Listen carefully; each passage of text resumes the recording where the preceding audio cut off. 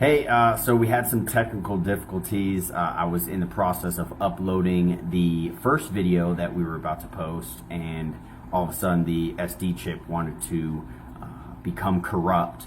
I went through all the ins and outs of trying to fix it, but I was unsuccessful, so we're doing a retake of day one. Yep, that just shows you how day one's kicking off so far. But yeah, after we woke up at 5, we set our alarms at 4:50. Giving us that 10 minutes of trying to actually wake up our bodies. We were able to knock out the movement first. We did the 20 minutes, something that we found online. It was just like a Amazon Prime 20-minute workout. We knocked that out. My wife then did a reflection where she was listening to the Bible app and actually indulging into the prayer.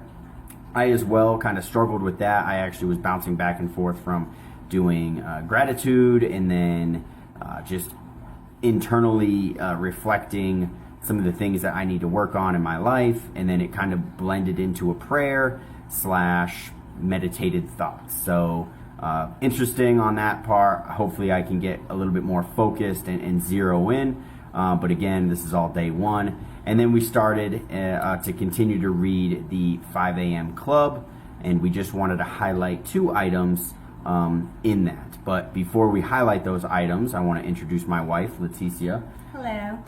And if you want to say anything to our viewers on what you found good, bad, ugly about the first day. What was some of your things? It was the first day. It was the first day. It was. So I'm a morning person overall. And even though it's still a bit hard to wake up and just get in that mindset that I need to start moving.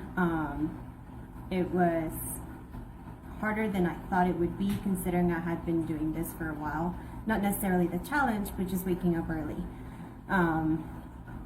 For some reason today, I found it extra hard to wake up. And I know, like, you tried going back to bed, and I was like, no. And then I tried going back to bed, and he's like, no. So definitely teamwork got us up and going today.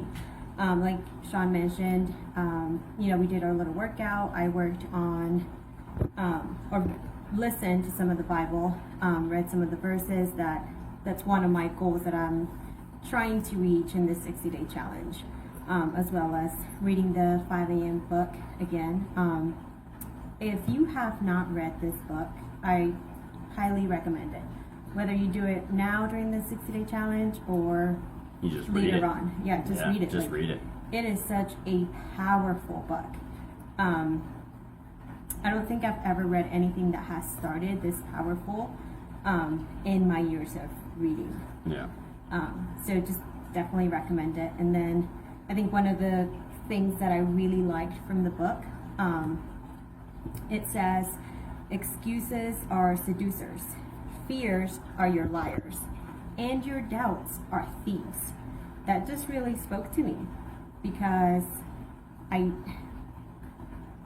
we're so easy, or it comes so easy to just make excuses of why not wake up at 5, why not work out, why not do this, and that's kind of what strays us away from our path. Yeah, like those inner voices that doubt, I can't do this, or I'm not capable of doing this. And think about how many times that has robbed you from achieving something that you might have never known that you could do, right? Oh, of course. If you don't put yourself forth and actually live intentionally for those things, I think that's going to separate, that aspect.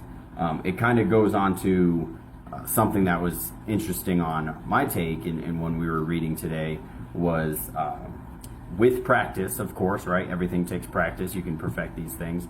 But mentioning about that inner voice, and the direct verse is pretty much, with practice, you can turn down the voice of your scared self. All right? You can turn down the voice of your scared self. Turn down that volume a little bit, because if it's speaking too high and it's causing you to just blare out all of the other things that you should be hearing instead, your confidence, you're worthy, you're good enough, right? If you hear that scared self, your self-esteem is going to drop. your depression's going to increase, cortisol level's going to increase, you're going to be gaining weight, you're not going to feel the same, and you're not going to be the same. You're not going to be as great as you think you can be because you know you are, because of all of those inner voices can tell you.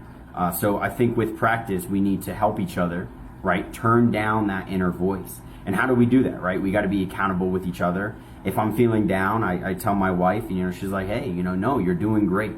She has to remind me because that inner voice is so loud sometimes. So just dwell on that throughout the week as we continue to do these daily messages. Dwell on the fact that excuses are seducers, right? You make an excuse, and you're just being sucked in by that.